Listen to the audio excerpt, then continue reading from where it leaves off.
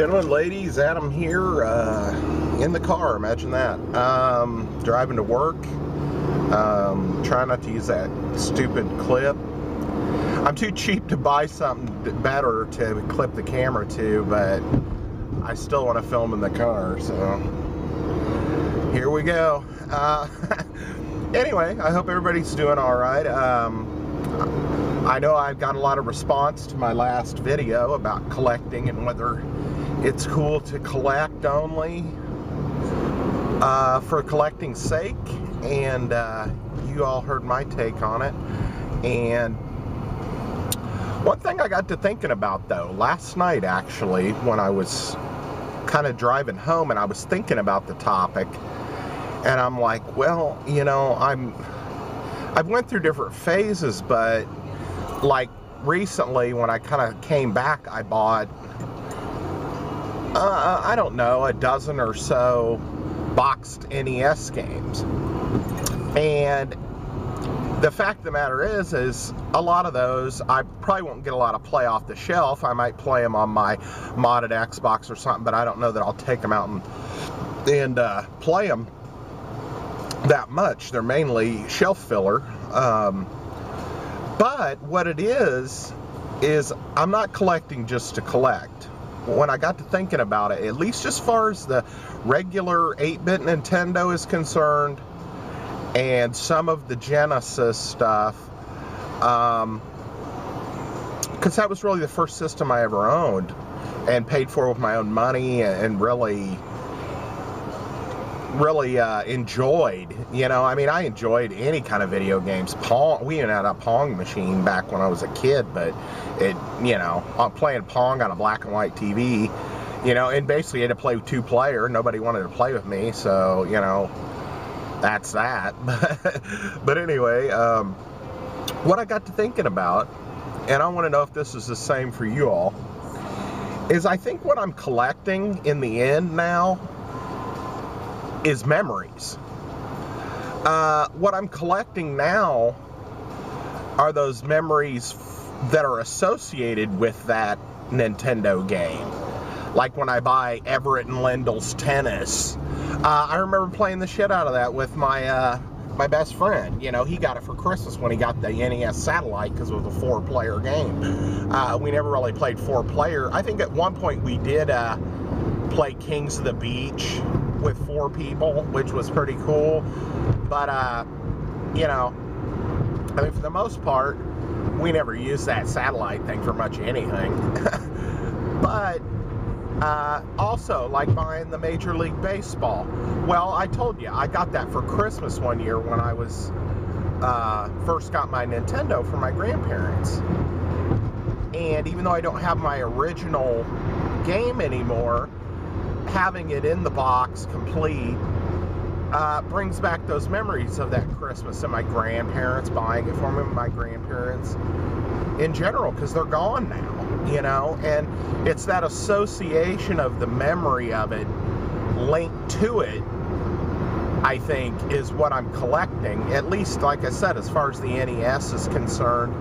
A lot of the games on my shelf, there are probably, I have like around 135 box games. I think probably a good 75 of those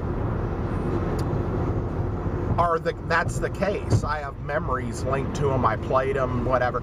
There's probably about 50 or so that maybe I didn't play, or I rented them but I didn't own them or whatever. That's like Ultimate Quest of the Avatar and Magic of Scheherazade or Zod or whatever you want to call it. Those types of games that I rented and spent a long weekend playing it and stuff. Or Dragon Warrior, you know, well, not Dragon Warrior 4. I don't own Dragon Warrior 4, but I have a lot of memories with it. And it's expensive as hell right now to get a copy of. Contra, you know, that's why I want to get Contra in the box. I've got a lot of memories of playing Contra with my friends, you know, and Metal Gear, you know, playing that on a black and white TV, listening to a Twisted Sister Stay Hungry cassette tape ad nauseum with the volume turned down, playing, you know, Metal Gear on a 12-inch black and white TV. They had to warm up for 3 minutes before you could even see anything on the screen. You know, I mean, that's what I'm collecting, and it made me kind of smile a little bit when I actually put it together last night. When I was thinking, I was like, I'm collecting memories. That's what I'm doing.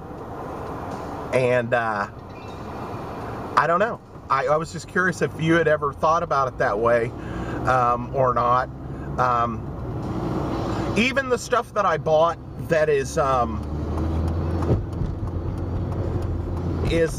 kind of a recommendation buy or an impulse purchase is probably because I saw a YouTube video on it, or one of my fellow friends on here recommended it, or something to that effect, and I associate it with that. Like, I've got a couple of James Bond games for the PS2 and stuff, and I associate that with SNES-tastic because he recommended those games, and even though I've never really played them, I remember him recommending them. I remember buying them and checking them out, cursory kind of play, but I have that memory of remembering him recommend them. Like, I have the memory of a lot of the stuff that Mitch Hall has sent me over the years, from all of the pop sprites to games to, you know, catnip, you know, for my cats, to, you know, just so much stuff I could never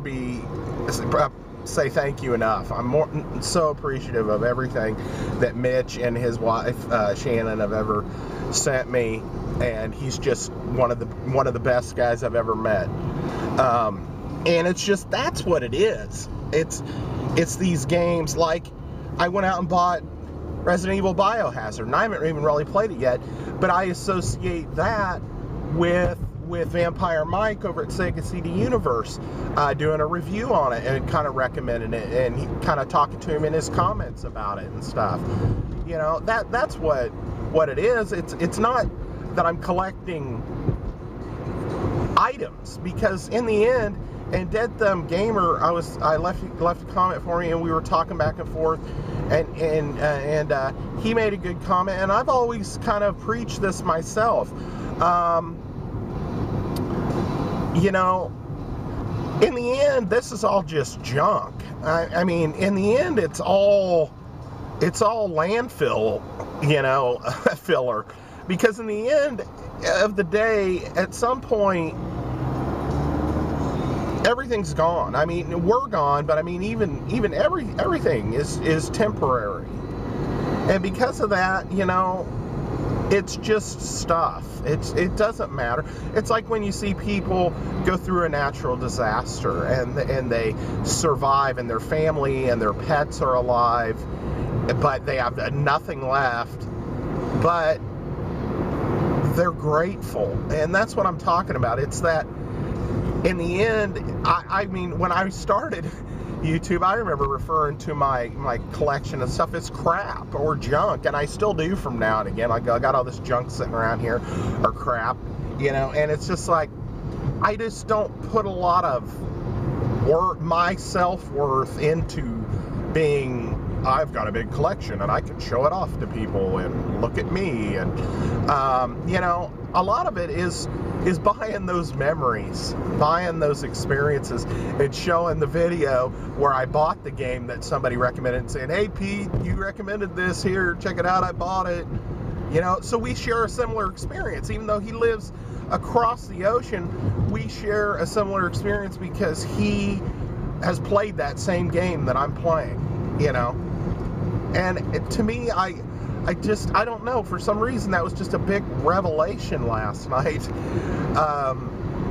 about my collecting, and it made me actually smile a little bit, because I was like, I'm not just wasting, I don't ever think I waste money, but, you know, I'm not just wasting money, I'm not just, you know, buying shelf filler, I'm buying nostalgia and memories. And that is a good thing.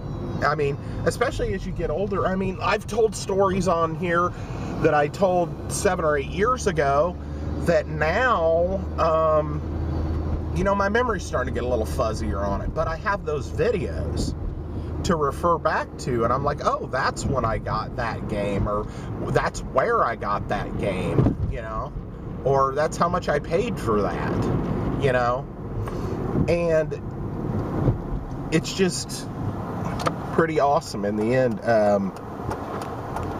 to think about, because in the end, that's all you have. I mean, I've heard people say that before, like people like, oh, I don't buy material things, I like to travel and stuff, because in the end, all I'm going to have are those experiences that I went and lived, you know, because the other stuff's just all material,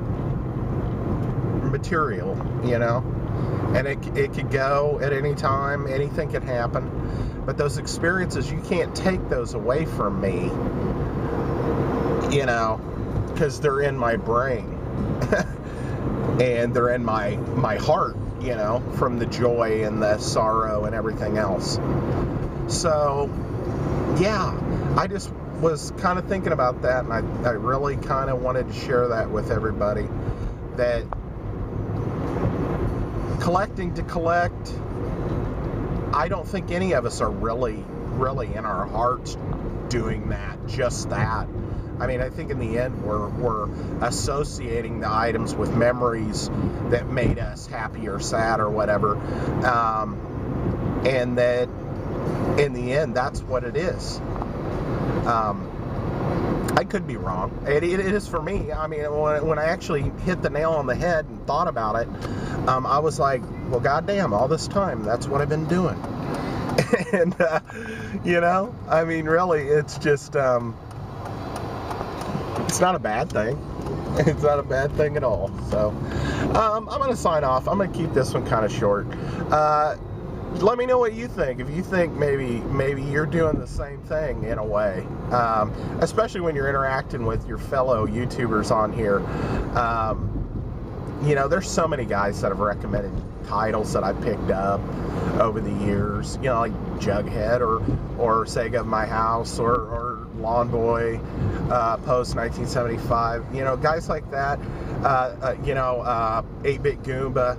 I mean, that recommended games or you know, bought games because I recommended them. You know, even Christopher with the numbers, you know, going back and forth with him.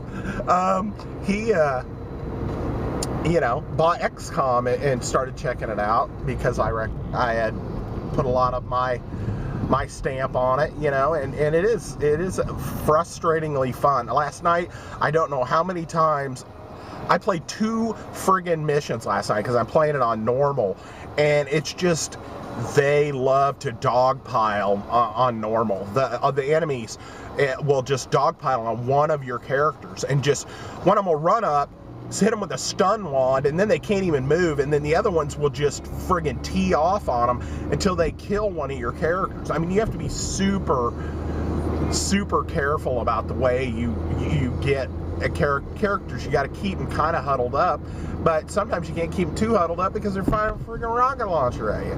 Sorry, I'm back on XCOM 2 again. Or not rocket launcher. Well, rocket launcher or grenades. I mean, the friggin' robots will fire these grenade bombs at you and hit 3 or 4 of your characters if they're clustered together. So, anyway, yeah, so happy, joy, as Ren and Stimpy would say. And I'm going to sign off. I hope everybody has a good weekend. I still haven't done my topic video. I know you might have thought the collecting to collect was the topic du jour thing that I was talking about, but it wasn't.